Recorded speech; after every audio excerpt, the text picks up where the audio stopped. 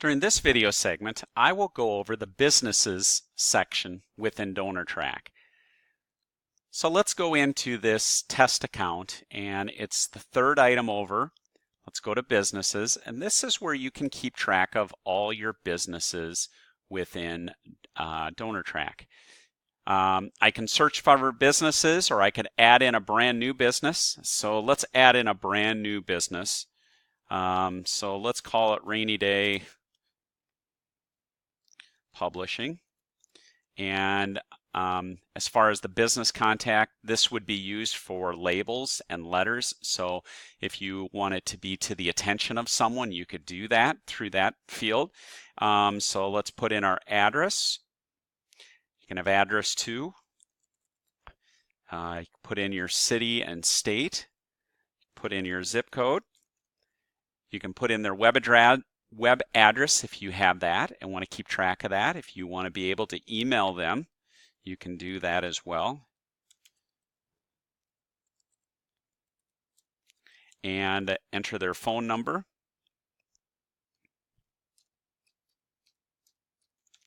And if there are any notes related to them as well. So let's go ahead and save that.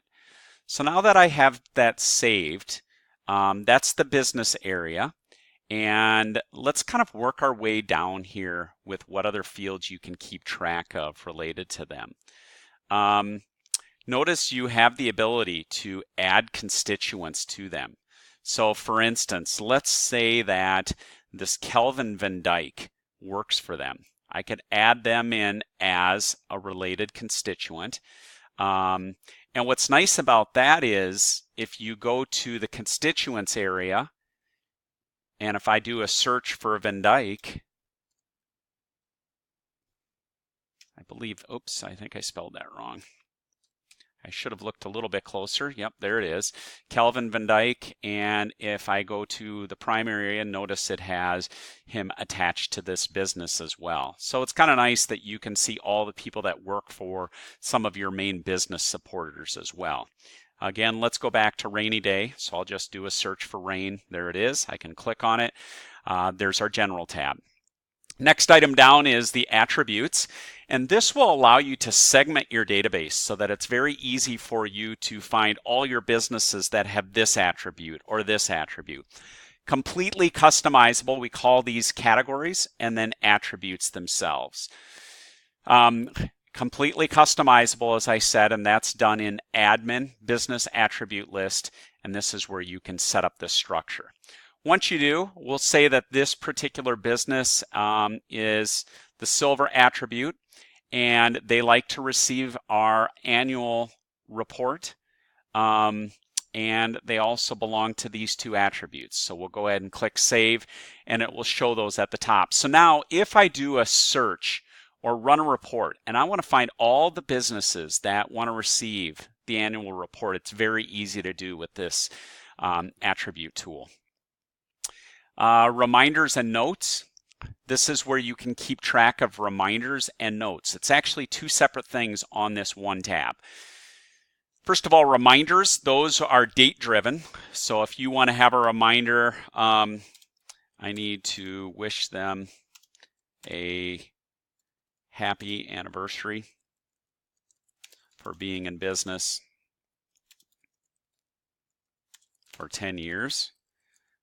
Whoops, it looks like I have a typo, so it'll show those as well. And now I can click Save Changes. And so what that does is if I go to the dashboard, it'll show those reminders. They're right here kind of in my face. So those reminders are really helpful. The follow-up or the notes themselves, these are just notes that you want to keep track of. Maybe you had a business meeting with them. We'll just say a business lunch. Had a great lunch. We talked about an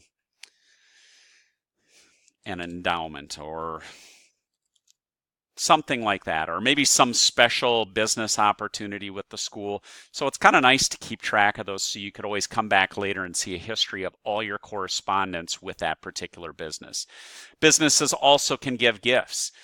So for instance, if they add a gift, that's a one-time gift. So let's say that they gave a gift of $1,000. If they used a check, you could enter that check number. Let's go ahead and put today's date.